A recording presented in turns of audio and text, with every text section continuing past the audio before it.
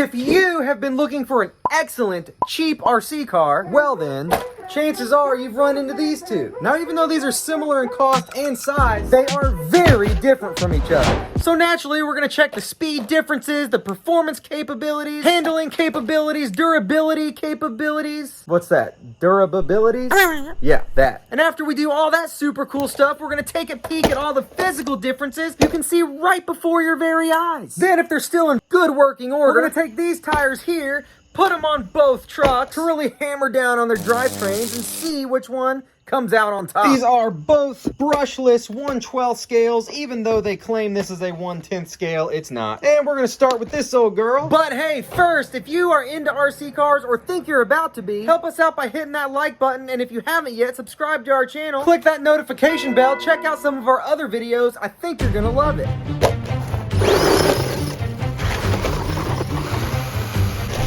Alright, so definitely noticing a lack of traction here. A little bit of a lack of air controls as well. I think these tires are too light. Slides around if you want it to, maybe a little bit too easily. Oh, demonstrating a little muscle there for sure.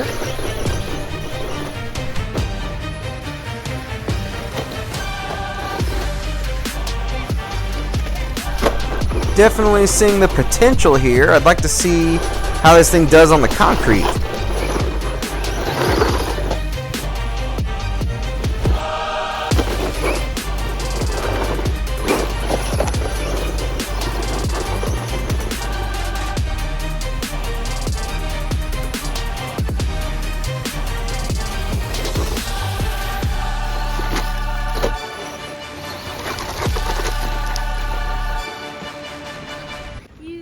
The beach ball. Here you go. Whoa, there's a brother there.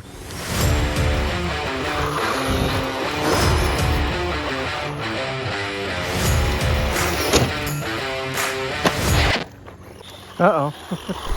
Already broke something. All right, first big jump, and we blew out our rear hinge pin bracket. It was probably already cracked, but we got a spare. So.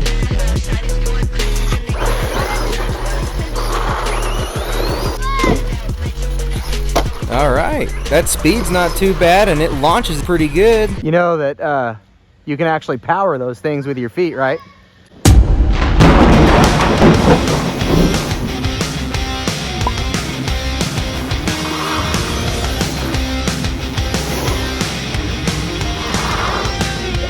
$26.7.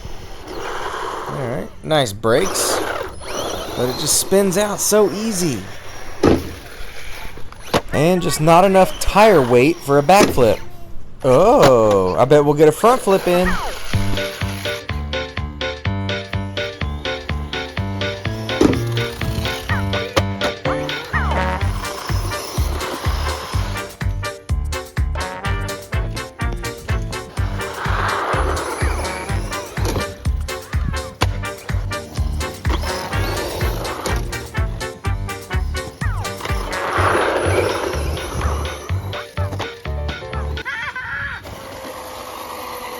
And here goes our front flip. Yes. All right, well, we got plenty to talk about with this thing. Good things and bad things. First, we're going to move on to the 2996A. Don't forget, we're still going to try it on these things here shortly. Both of these trucks come with the same battery, so that's what we're using for these tests. So we're going to pop that guy. Hold on. Oh, that's right. We ran this thing on 3S, which it is not rated for, and blew up the ESC within about 30 seconds. Look what I found in the sand pit. You found this in the sand pit? Yeah. Good job. That should work nicely and be pretty comparable to the original. It's only 30 amp and it's really even only set for a 1/16 scale. It's important that you see how this car actually operates in this video, so I didn't want to get an overpowered, larger ESC. Oh, we've got an egg. Thanks, chick. I've also got an extremely budget-friendly transmitter to test out. Check out those blue disc brakes in there. The receiver actually has a specific channel just for a light.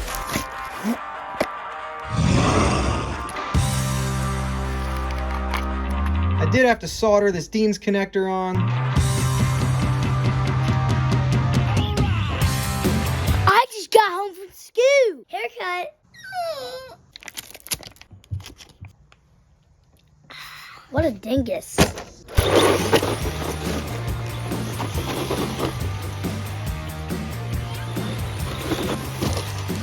Yeah, so right off the bat I can What happened? Wow, this thing got impaled.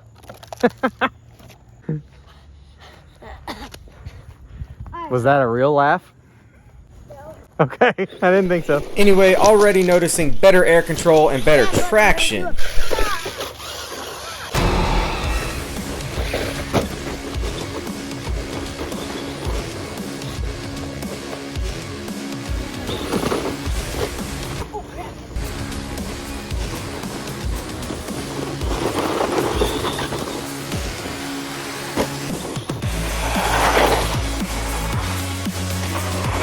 Oh!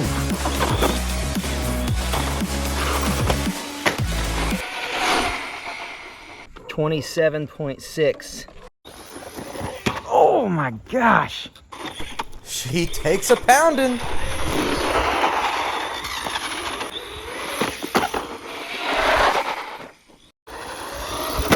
Oh my, what did it hit? I think that's our property marker. All right, you can see where that thing hit right there on the plastic arm. It looks like we just have a bent hinge pin here. We just gotta take the pressure off there and see what we get. Control arm didn't crack, but it flexed and it's kind of stuck in that bent position. So gotta replace that real quick and see the difference between the old and the new. Yeah, it's pretty straight. By the way, this tool here makes punching out pivot balls very easy. Punching them back in as well. I'll link this naughty boy in the description. Almost time for our drivetrain torture test. Yeah, this one is so much better at not spinning out. That's because, besides the better tires, this thing has something the 903A doesn't. Still can't backflip though.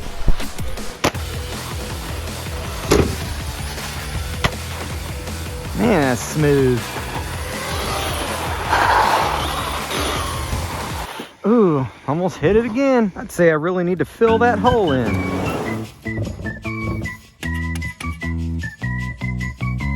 Our receiver came apart a little bit. Never stopped working though, and it didn't actually break. If you do really stupid jumps like we do, just maybe put a dab of hot glue around it or something. Battery life was very comparable between the two, roughly 15 minutes of runtime for each. I'd say for the crashes that they went through, especially this guy, the durability is doing awesome across the board here. For the price of this, it works perfectly fine. No flaws, no glitches, no weird stuff. But now we're gonna check the drivetrains out with these things.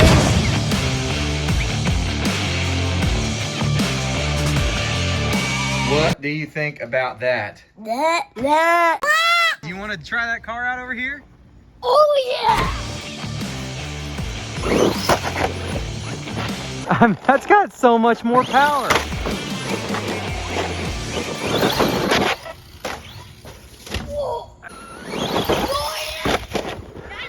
I did not think this one would control well on those. But you were wrong. Yes, I was. They rub really bad on the body. And That drives upside down! And that's with 15 millimeter spacers in there. Let's joint this thing.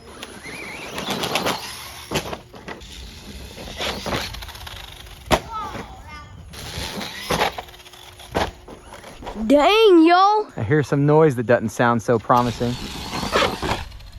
Whoa, that was big. Dude, that was big. I just told the camera. It's cloudy, but it's a really nice day.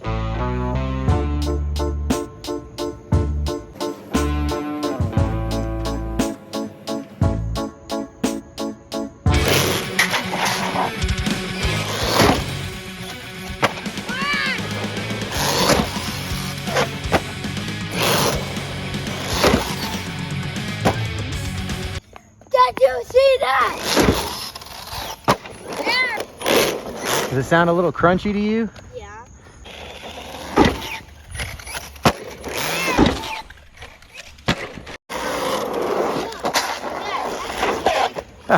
Yeah, it's definitely the rear differential that's gone. What happened in there? Yep, we got the rear differential blown out in there. So as fun as this car is with these tires on it, it can't exactly handle the extra load that they put on the drivetrain. But anyway, as quickly as it digested those gears, it sure woke that thing up. Now we're gonna swap the tires over to here and see if we can grind this one up. Something tells me it's not gonna happen, but we're gonna find out.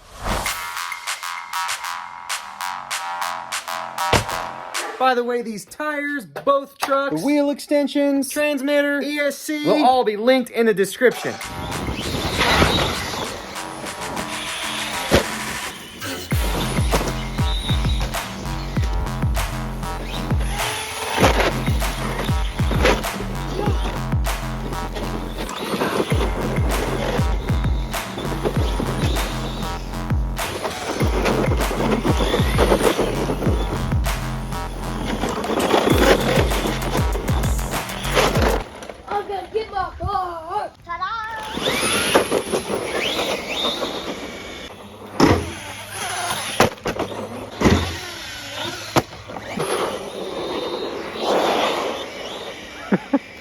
Where'd you learn to drive?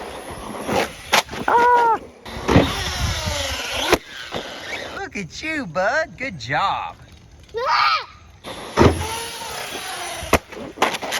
So this jumps and flips so good, but I can't get it to roll out. That one wasn't bad. It just keeps bouncing.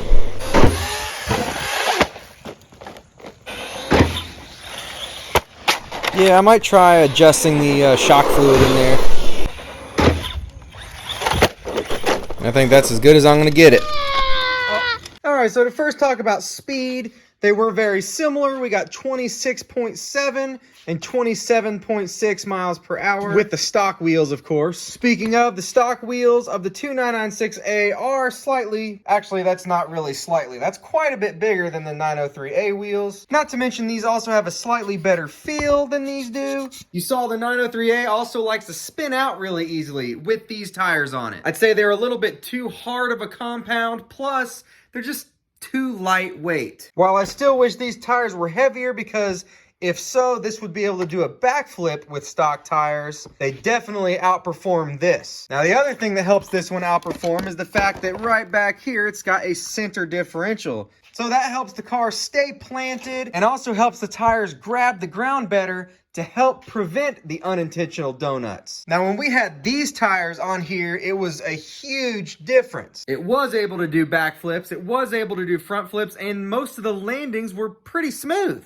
And because these tires are a lot grippier, it wasn't spinning out on us all the time. The problem with those on this truck is that the differential didn't last very long at all. I started hearing the first bit of clicking within probably 5 minutes. Now you have all that extra weight in the tire, and it puts a lot more strain, not only on the drivetrain, but the motor, because of that extra circumference. And that's another great thing about the center differential that the 2996A has. It can divert the power that the motor is making between front and rear axle, allowing there to be some slip between the two, taking a lot of load and strain off the drivetrain. And that's why these gears don't fail as easily. So I would say between both trucks and the stock tires, compared with these extra tires, the most fun was this truck with these tires on it.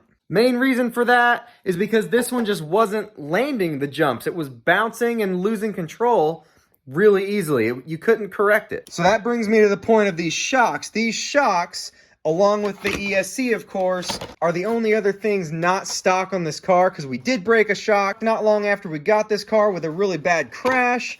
And these shocks have really thick oil in them.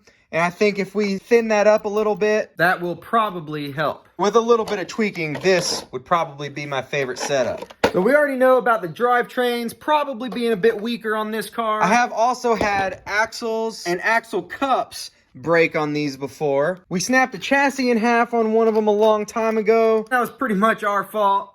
We have broken chassis on this platform before as well, but overall, we have definitely broken less with that one. We already talked about tire size, other things that you get with physical differences. This one's got a smaller motor mounted right on top of the spur gear. This one's mounted off to the side, kind of a more typical design. We know we have that center differential, which in here we do not. This is one of the original shocks from the 2996A. You can see that they are the exact same height. So again, that's mostly comparable to what you'd get out of the box, and they are quite a bit longer than what the 903A comes with. So even without these big tires on it, you still have a higher stance and more suspension travel with the 2996A. The battery trays are the exact same size. The 2996A also has a bigger servo. In my opinion, the 903A is, it's just average. It's a good car, but it's still just average. You throw these tires on it,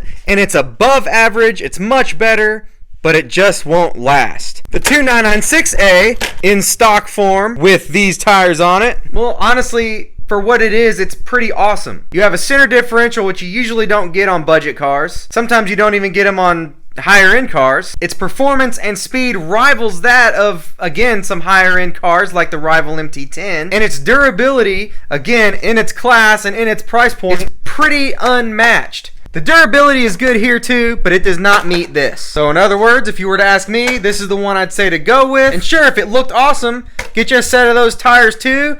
And now to make your decision even harder, you should